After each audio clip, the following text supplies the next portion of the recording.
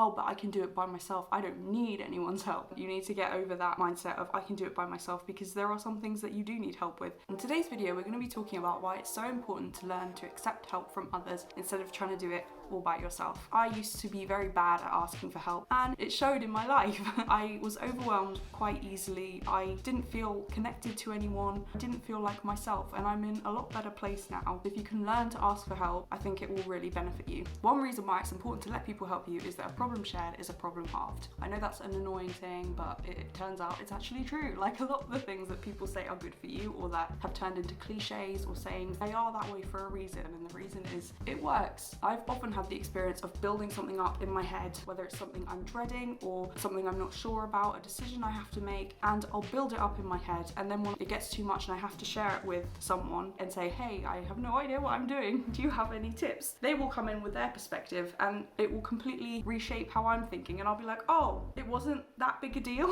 I was just so in my own head that I was getting carried away with the worst case scenario, or what if I make the wrong decision? All of these negative, like, panicky feelings that sort of dissipate when you share whatever's on your mind with someone else. And I would add to this that the monster in your head, or that negative voice in your head that's telling you all of these worst case scenarios or all of these bad things, that voice wants you to stay alone. Like, it wants you by yourself. It wants you to keep all of your fears and everything to yourself, because it knows that if you share, things will get better, because you'll get the other person saying, oh, but why are you thinking about it like that? Or look at it from this perspective instead. Asking for help means that you can put that negative voice in its place and not let it completely run your mind. And linked to this is that other people have different perspectives. So you might have a very practical mindset, or you might be more goal driven. You might tend to look for the worst in situations. You might always be looking for the exit, metaphorically or physically. But if you're sharing whatever's on your mind with someone else, that person will have a completely different perspective and will be able to put you in check and be like, hey, what about this? Like, have you thought of it like this? And you'll be like, oh my gosh, no, that never even entered my head, because they have such a different view of the world. So it's really important to share things with other people, whatever it is you're struggling with, because they will be able to give you a different perspective and make you think about things that hadn't even come into your head. Their perspective might be far more positive. So anything that you say, where let's say you're applying to a new job and you're unsure if it's the right thing for you to do or the right company, or you're focusing on the negatives, oh, what if no one likes me, or what if I can't do it, and you'll be worrying about that, and you share it with someone else and they will come in with, why would you get the job if you weren't qualified, or what makes you think that you can't do this? They will be able to counter any of your negative feelings. So it's important to share those doubts, those fears, any apprehension you have. You can share it with someone and they'll be able to come in and say, no, look at it this way. Why would you have that offer if you can't do it? They will be able to give you a positive spin if you're someone who, like me, tends to focus on the negative a bit too much. Another reason why it's important not to try and do things by yourself and go it alone is that we're wired for community. Even if you're an introvert like me, you will still need social interaction. I always feel better after talking to people, even though I am an introvert. Yes, there will come a point where I'm like, okay, I need time alone right now to recharge. But most of the time, I'm quite happy to be with other people. I don't get my energy from it in the way that extroverts do, but I do still love being around the people that I care about. So I mean, physiologically, you're not meant to be alone. You're not meant to make big decisions or worry about things and let things build up in your head. You're not supposed to do that alone. You're physically wired to want to be with other people. So you need to share whatever you're going through with someone you trust, because we're wired for community.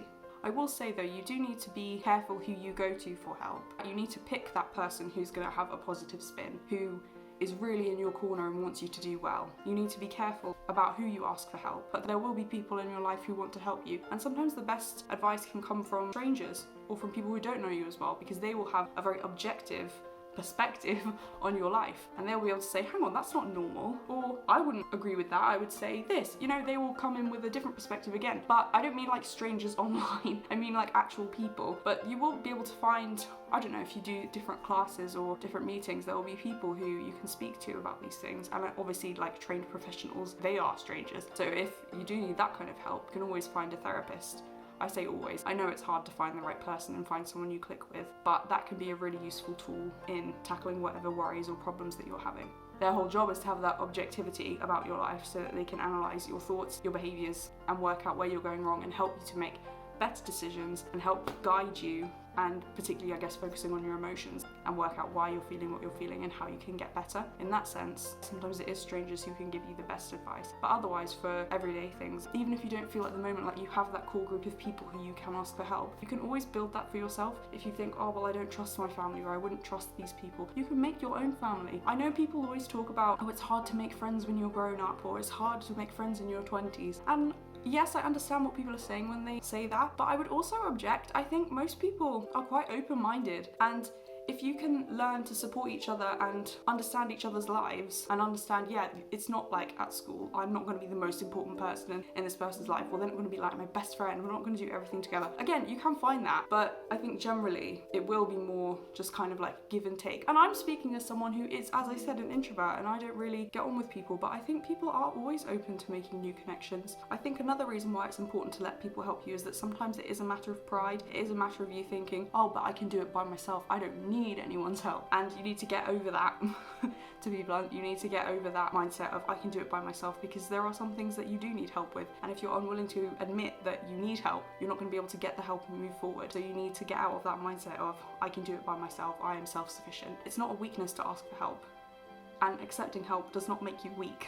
What it does mean is that you are aware of your own capabilities and you are aware of what you can do for yourself, and then you're able to step outside that and say, actually no, now I need some help, I need someone to step in now and help me with this. It's basically, to me, a strength to ask for help, because it means that you are self-aware enough to know where you can go it alone and where you need to ask for help. You have that balance of I am self-sufficient and I can do this, but you also are self-aware enough to know when you need to ask for help. I would also say that a lot of mental illnesses thrive in isolation, and addiction as well thrives in isolation. So if you're unwilling to accept help or unwilling to even admit that you need any help, that can be a problem. Or if you feel bad about calling someone and saying, I'm really struggling at the moment, or even just messaging someone being like, I'm not really doing well at the moment. If you are unable to do that, that's going to really hinder your recovery or hinder your ability to feel better, because you're just going to be keeping to yourself and more closing yourself in, because you'll be gradually feeling worse and worse. But if you're not sharing that with anyone in your life, you're going to feel more and more distant from them, because there's so much going on in your internal world that you're not sharing. So you're going to end up feeling isolated from the other people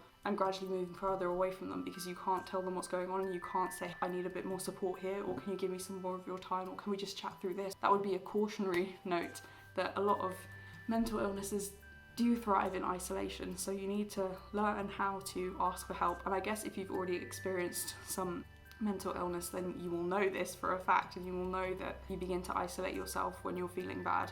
But if you have yet to experience this, lucky you. But also you can get ahead of it by learning how to ask for help and learning the importance of asking for help, or letting someone know how you're doing. It's an important skill, and I think it is a skill. But thankfully, it's very easy to learn. It's just something that you need to get into the habit of doing and practicing. You are not wasting anyone's time. You are not being annoying by saying, I'm really struggling, or can we talk this through? People in your life want to help you. And if they don't want to help you, you will know.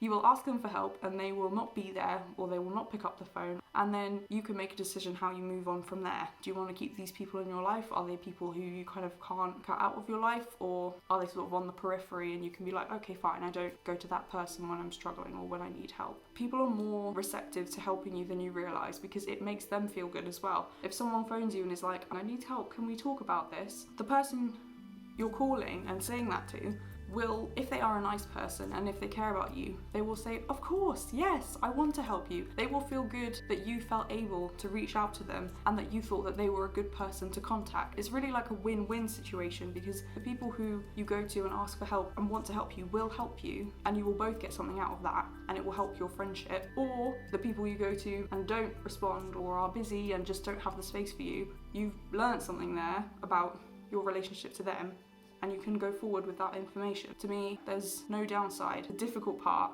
is getting into the habit of doing it and putting your ego aside enough to be like, please help me, I can't do it, I need help. But once you get into the habit of it, and once you start practicing it, like anything, the more you practice it, the easier it will become, and it will become more reflexive. Instead of being something that you have to think about or have an internal debate about, you'll just be like, nope, I've reached the point where this is getting a bit much, I need to call someone, I need to talk to this person. It will become an automatic thing, it will become something that you just do when you're in a difficult situation, that you reach out and you ask for help. People do want to help you, and you don't have to be alone. Letting people help you, learning how to let people help you, it is a skill, but it is something that you can do, and you can do it right now.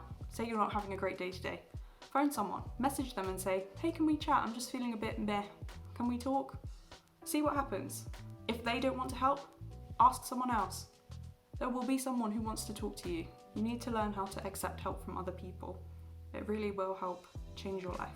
I hope this has given you a lot to think about and encouraged you to start asking for help when you need it. God bless, thank you for watching, and I'll see you in the next one. Got some deadlines coming up in January. At the moment I post Wednesdays and Sundays. I think I'm going to carry on posting on Wednesdays. If you're someone who's watching to the end and is enjoying my videos, I wanted to say to you, I will keep making them, but it will just be one a week for the next few weeks. See you in the next one.